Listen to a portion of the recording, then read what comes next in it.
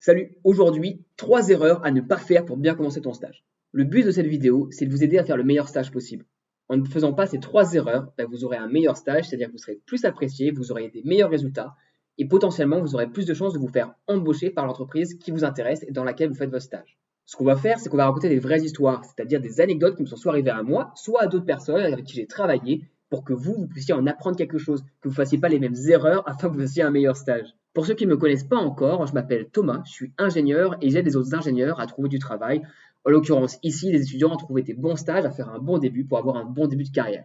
Sans plus attendre, on est parti. Les 3 erreurs à ne pas faire pour bien réussir son début de stage. La première erreur, c'est de se précipiter.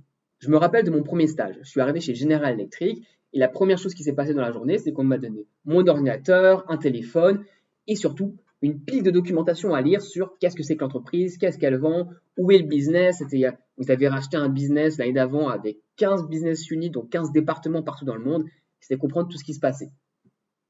Et c'est facile lorsqu'on arrive de se dire cool, génial, je vais tout lire. Donc on prend la brochure, on va défiler les pages, on comprend ce qui se passe. Et au bout de 2 heures, de se dire c'est super, je suis pareil, on va voir notre boss et dire je suis prêt, qu'est-ce qu'on fait?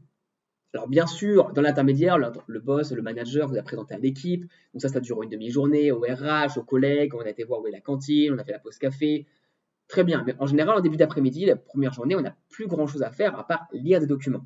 Et c'est pas forcément le truc le plus glorieux, on a envie d'apporter sa pierre à l'édifice, de faire quelque chose pour l'entreprise.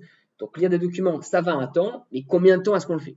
Et là, on peut faire sa première erreur. On peut se précipiter, râler voir son boss et lui dire ça y est, j'ai lu, c'est ce que j'ai fait à l'époque, hein. Ça y est, j'ai lu tous les documents, est-ce que tu veux que je fasse quelque chose pour toi? Est-ce qu'il y a quelque chose sur lequel je peux travailler? Et là, j'ai fait la première erreur. Je suis passé pour un plaisantin parce que la première question qu'il m'a posée derrière, c'est ah oui, qu'est-ce que tu as retenu de ce qu'on vend? Et là, moi, je me disais bah, on vend des générateurs électriques et des solutions de conversion d'énergie. Et alors, il me répond est-ce que tu as des exemples de clients à qui on a vendu ces systèmes? Alors c'était écrit en plein dans la brochure. On avait vendu des choses à l'armée anglaise, à l'armée canadienne, etc., etc. Mais sur le coup, je ne savais pas quoi répondre. Et c'est là où est l'erreur, c'est l'erreur qu'il ne faut pas que tu fasses toi dans ton stage. Quand on te demande de lire des documents, on ne te demande pas de les lire pour les lire, on te demande de les lire pour te familiariser avec, mais aussi pour être capable d'en restituer une partie, ou en tout cas d'avoir une vraie compréhension et une capacité à restituer, à raconter l'histoire de l'entreprise, et notamment l'histoire des produits, du but dans lequel tu t'inscris, à travers de ton équipe, à travers l'entreprise et le département dans lequel tu es. Et donc pour toi, il y a une chose très importante à faire. C'est quand tu arrives dans ton stage la première semaine, tu aies une très bonne compréhension des mécaniques autour de toi, des personnes, des process, des équipes autour de toi. C'est-à-dire, qu'est-ce que l'entreprise elle fait, mais surtout qu'est-ce que ton équipe elle produit, et toi, qu'est-ce qu'au niveau individuel avec ton manager, vous allez devoir délivrer. Ça, c'est le premier point. En deuxième, on a quels sont les process et les personnes autour de toi. Qui fait quoi? Quelle personne dans le département a quelles compétences? Quel process il faut suivre lorsqu'on doit arriver à un résultat donné, lorsque vous allez délivrer un output, un délivrable avec votre manager, par qui est-ce que vous allez passer? Est-ce qu'il y a une équipe marketing? Est-ce qu'il y a des administrateurs, des admins? Est-ce qu'il y a des secrétaires? Qui sont les personnes clés pour vous aider, vous, dans votre travail? Et ça, si tu ne te précipites pas et que tu vas essayer de comprendre cette dimension-là, process, humaine, personne et histoire en fait de l'entreprise et des personnes autour de toi, ça va t'aider à délivrer et à être beaucoup plus efficace dans les semaines qui suivent. Alors que si tu fonces tout de suite pour essayer de faire un délivrable, je veux faire mon bout de code, je veux aller analyser, faire ma petite analyse, aller faire un peu de conseil, aller auditer telle structure, sans comprendre ce qui se passe autour de toi, et ben, tu vas passer pour un plaisantin. Et c'est très dommage parce que tu vas partir sur une mauvaise base et la première impression est vraiment critique quand tu fais un stage. Donc, en somme, comprendre qui est qui, qu'est-ce qu'il faut faire, que ce soit au niveau de ton département, de ton équipe ou de toi-même et ton manager. Et enfin, quels sont les process et les outils qui sont à disposition. Un dernier conseil avant qu'on passe à la deuxième erreur. La première semaine, lors de ton stage, tu vas rencontrer beaucoup de personnes de manière organique. Et en général, c'est toutes les personnes avec qui tu vas travailler, plus tes voisins collègues. Le problème, c'est que cette configuration, tu vas rester dedans pendant les 6 prochains mois ou pendant les 2 prochains mois, la durée de ton stage. Et il est très facile de rester uniquement avec ces personnes-là. Et tu perds un avantage énorme. Tu perds l'avantage de pouvoir parler à beaucoup d'autres personnes dans d'autres départements qui t'est donné avec le fait que tu sois nouveau. Ça peut être super utile si un jour tu dois travailler avec d'autres équipes ou que tu veux faire un transfert, que tu te rends compte qu'il y a un meilleur manager ou que tu as des gens avec qui tu as des grandes affinités dans notre équipe. Si tu les rencontres dans un cadre informel d'abord, que ce soit à la machine à café ou en passant du temps avec eux, ça va être beaucoup plus simple de pouvoir te transférer ou de demander des faveurs et de comprendre ce qui se passe vraiment dans l'entreprise. Moi, ce que je faisais, et je te conseille vraiment de le faire, c'est quand j'arrivais, après une semaine, donc j'avais rencontré les personnes, j'avais mon manager, j'avais fait mes pauses café, je comprenais qui était ami avec qui, et j'allais voir des personnes avec qui j'avais passé peu de temps, et je leur disais, bonjour, moi c'est Thomas, je suis nouveau, je viens d'arriver il y a une semaine, je suis en stage pour 6 mois, et là je suis en train, ça fait une semaine que je suis là, et maintenant j'aimerais rencontrer les différentes personnes avec qui j'ai jamais pu parler.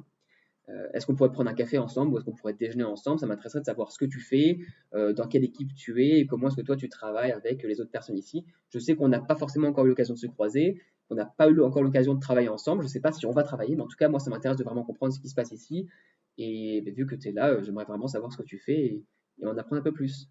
Est-ce que ce serait possible? Est-ce que tu aurais un peu de temps dans les prochains jours pour prendre un café ou pour déjeuner? Voilà. Quand on y va comme ça, quand on fait cette vraie demande, d'un point de vue vraiment nouveau, intéressé, honnête, c'est beaucoup plus simple. Et la réponse était très très souvent oui. D'ailleurs, les gens étaient très réceptifs. Ils aiment beaucoup parler de ce qu'ils font parce que c'est quand même leur métier. Ils font ça depuis beaucoup de temps. Et ça permet de créer des liens qui ensuite vont être extrêmement puissants pour savoir comment avoir une information ou pour se débloquer d'une mauvaise situation. Voilà pour le premier point. Maintenant, la deuxième erreur à ne pas faire pendant son début de stage. La deuxième erreur, c'est d'en faire trop et donc de se faire mal voir. Alors ça paraît paradoxal, donc je vais vous raconter une histoire et ça va être beaucoup plus clair. C'est l'histoire de Benoît, un camarade de promo qui est arrivé dans un stage en banque. Il arrive en Angleterre, c'est extrêmement compétitif, il savait à quoi s'attendre. Et ce qui s'est passé, c'est qu'il a eu tout de suite beaucoup de travail à faire. Beaucoup de modélisation sur Excel, des modèles financiers, des présentations PowerPoint, etc. Ce qui s'est passé, c'est que Benoît, il a voulu bien faire tout de suite beaucoup. Donc dès qu'il avait une mission qui était donnée par un de ses partenaires ou par son manager, il la faisait le plus rapidement possible et dès qu'il avait fini, paf, il envoyait un email et il était au taquet. Tout de suite, il s'est fait bien voir, il allait voir les différentes personnes de son équipe, leur demander s'il pouvait les aider en faisant un peu plus de travail. Il faisait pas des heures pas possibles, parce que vous savez qu'en banque, on travaille en général 2 heures par jour, surtout au début, il travaille le week-end, mais ça, on s'y attend, ça c'est ce que tout le monde fait. Le vrai problème, c'est qu'il en a fait beaucoup trop. Il en a fait beaucoup trop au sens où il en fait beaucoup, beaucoup. Et donc son manager était très content de lui, les autres personnes aussi.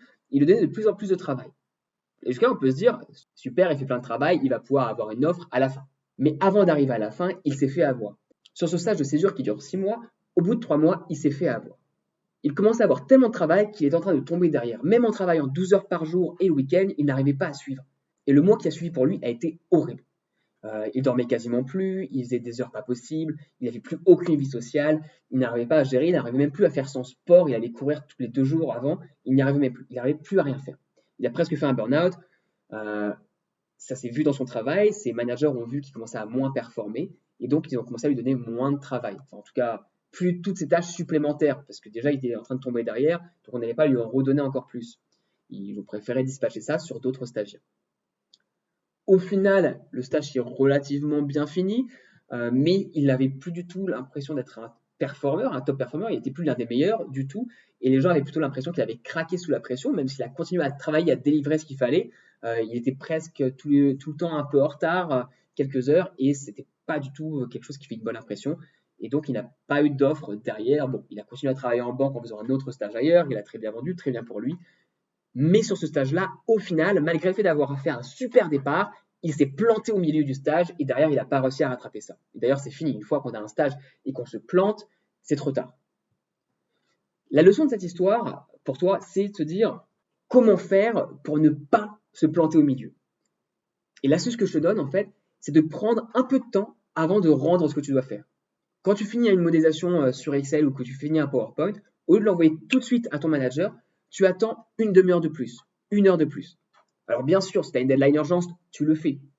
Mais si tu as un peu de temps, que la deadline c'est dans 2 jours et que tu as fini aujourd'hui, au lieu de le rendre tout de suite, tu vas laisser passer la journée, tu vas faire un résumé en plus, tu vas te dire, ok, c'est quoi les 3 points principaux, les 3 éléments clés de ma présentation, et tu l'envoies le lendemain matin. Parce que ce que cela te permet de faire, c'est d'apparaître déjà beaucoup plus structuré, puisque tu vas être capable, en faisant un résumé de tout ce que tu vas envoyer à l'avance, de le dire en 10 secondes si ton manager ou un autre collègue te demande ce que tu fais. Tu vas être capable de le faire comme ça. Et si tu ne l'as pas préparé, je peux t'assurer que c'est super dur quand tu as 6-10 sujets différents de te souvenir des 3 bullet points, des 3 points clés de chacun d'entre eux si tu ne les as pas écrits au préalable. Le but, c'est toujours de remplir les objectifs. Mais ton but à toi, c'est de gérer les attentes des autres personnes autour de toi, que ce soit les membres de ton équipe ou ton manager, ou le corporate en haut. Pour ça, il y a une phrase en anglais, c'est « under-promise, over-deliver ». Donc, under-promise, Ce qui veut dire que tu vas sous-évaluer ce que tu es capable de faire. Si on te demande de combien de temps prend un exercice que tu peux faire en 3 jours, tu vas dire que ça va t'en prendre 5. Et ensuite, over-deliver, tu vas délivrer avant ça. Donc, si ça t'a pris 3 jours, tu vas attendre un jour de plus et tu vas le rendre un jour avant la deadline qui t'était donnée. Si toutes les personnes s'attendent à ce que tu le donnes en une semaine et que tu le fais en 4, tout le monde va être content. Mais en même temps, tu as gagné un jour de marge s'il y a des bugs, s'il y a des problèmes en plus que tu n'avais pas anticipé, si même toi tu as un problème personnel, tu pourras toujours utiliser ce dernier jour en plus, voire le 5e, avant de délivrer ce que tu as à faire. Et tu ne seras pas sous le stress constant d'être à la limite de tes capacités et de ne pas être capable de survivre à n'importe quel impondérable qui va te gêner dans ton stage. Et crois-moi, il va y en avoir. Tu sais très bien que sur la durée, si tu fais ça pendant 6 mois, il y a bien une fois où tu vas te planter. Alors que si à chaque fois tu te laisses une marge de manœuvre, c'est beaucoup plus simple. S'il y a une chose qu'il faut que tu retiennes de cette vidéo, c'est ça, under-promise, over-deliver. Et ça t'évitera donc de faire un mauvais départ en vouloir en faire trop. Tu vas faire très bien les choses, mais à ta mesure, avec un peu de marge, ce qui te permet de tenir sur la durée. Voilà, ça c'était pour la deuxième erreur principale. Maintenant, ce qui concerne la troisième erreur principale lorsque tu fais ton début de stage et qu'il faut absolument éviter.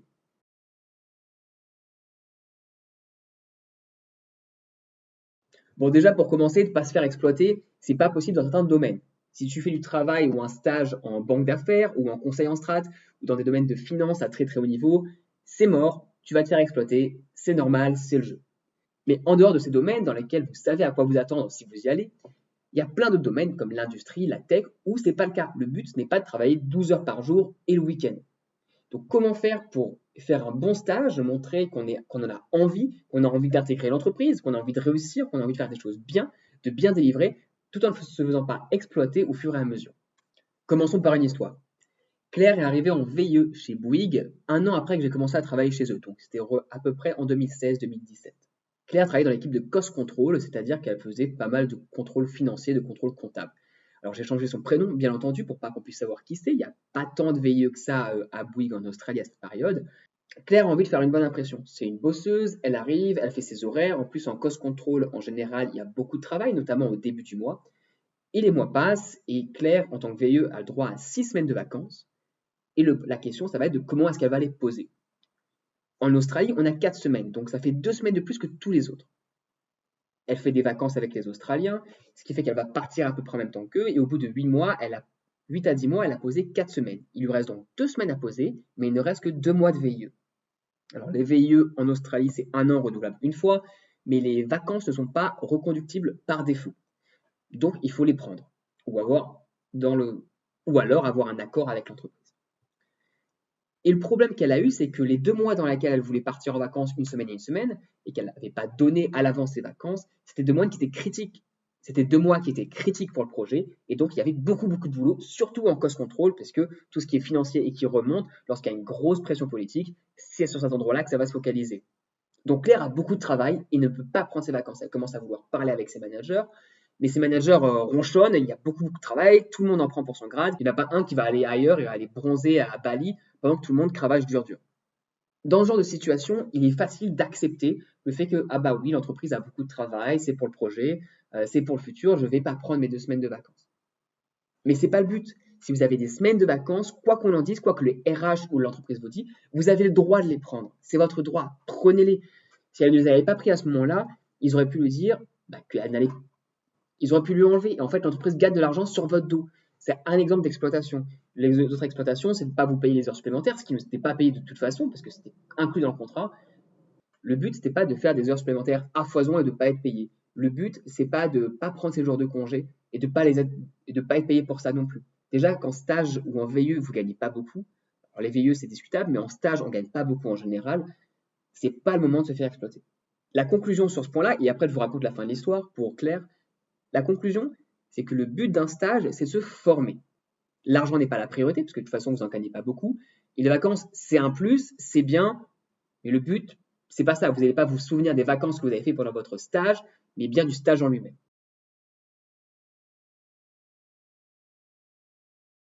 Le but, c'est donc de se former. Et à partir de là, la priorité, c'est de faire un bon stage et de réussir à apprendre ce que vous voulez apprendre. Et des fois, il vaut mieux mettre dans la balance travailler plus, se faire exploiter par d'autres standards, mais tant que vous savez pourquoi vous le faites, ce n'est pas un problème. Il faut toujours se rappeler pourquoi on fait les choses. Est-ce que ce que vous êtes en train de faire, cette mission, va vous apprendre quelque chose à titre personnel, à titre professionnel? Est-ce que vous allez pouvoir l'utiliser pour monter dans votre carrière, que ce soit en travaillant pour des gens qui sont haut placés ou pour des gens que vous avez pour qui vous avez beaucoup de respect et avec qui vous voulez monter? Ou est-ce que ce sont des projets qui vont vous permettre d'être mis en valeur ou d'avoir une super ligne sur votre CV? Tout ça, c'est à prendre en compte. Et une fois que vous avez cette compréhension globale, déjà, il y a beaucoup moins de chances de se faire exploiter parce que vous savez pourquoi vous travaillez. Et même si vous travaillez plus, vous savez que c'est temporaire et qu'il y a un but, il y a une finalité derrière. Et ensuite, la deuxième chose, c'est que pour ne pas se faire exploiter, la négociation du contrat dans le premier lieu, au tout départ, est critique. C'est ça la partie principale. Si votre contrat, vous êtes peu payé et que ça vous semble... si vous êtes peu payé, c'est que vous avez mal négocié au départ. Et ça se travaille. D'ailleurs, si vous voulez que je fasse une vidéo sur comment bien négocier son salaire de stage, ses indemnités de stage, qui sont en général sur une grille, je peux faire une vidéo sur le sujet. Dites-le moi en commentaire si ça vous intéresse. Mais pour revenir à ça, la négociation au début est super importante. Et ensuite, c'est votre capacité de communication, votre capacité à gérer votre boss, votre relation avec votre boss pour faire valoir ça, notamment pour les vacances.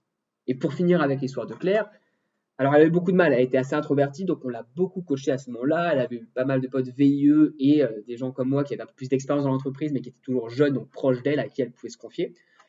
Et elle a fini par aller parler à son manager et vraiment lui dire qu'actuellement, ça ne prenait pas à dire les choses noir sur blanc, à les mettre aussi par écrit, juste avant, que si elle ne prenait pas ses vacances, malheureusement, elle devrait les perdre, que d'après le contrat, vous allez les prendre, mais qu'elle comprend que l'entreprise, ce n'est pas le bon moment pour le faire, qu'elle est partante pour les reconduire une fois qu'elle allait faire son deuxième VIE, prendre ses 2 semaines et les faire ensuite, mais qu'elle voulait une confirmation par écrit que c'était bien possible et que l'entreprise était prête à le faire. Sinon, malheureusement, à cause de son contrat, elle allait devoir le prendre à cette période-là et ce serait vraiment dommage.